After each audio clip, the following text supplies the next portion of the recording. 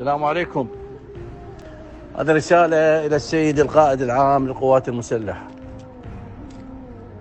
دولة رئيس الوزراء، إلى السيد رئيس مجلس النواب، إلى السيد وزير الداخلية،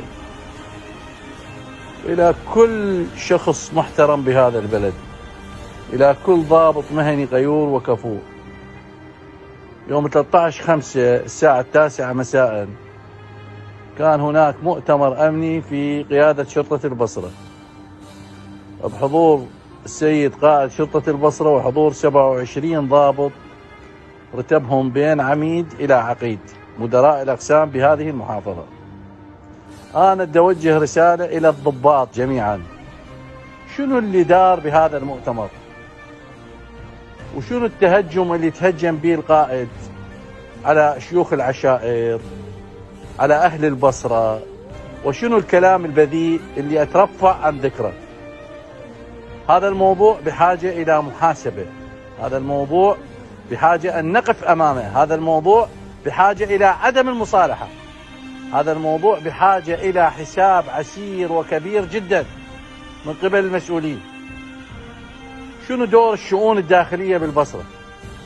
شنو دور الضباط؟ أنتم أبناء البصرة المفروض كلكم تكونون كالبنيان المرصوص وتقيمون دعوة على هذا الشخص لأن أساء إلى أهلكم وإلى مدينتكم وإلى أبنائكم وإلى وجودكم وإلى تاريخكم وإلى رتبكم.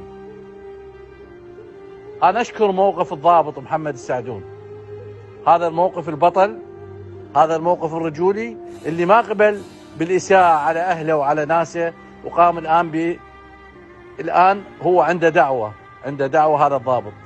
بس احنا هذه الدعوة إجراءاتها طويلة، نتمنى إجراء واضح وكبير من قيادات هذا الضابط، سواء كان من وزارات، سواء كان من القائد العام للقوات المسلحة، ونتمنى موقف من شيوخ البصرة. والله عار عليكم انتم شيوخنا، على الأقل موقف تطالبون بإقالة القائد.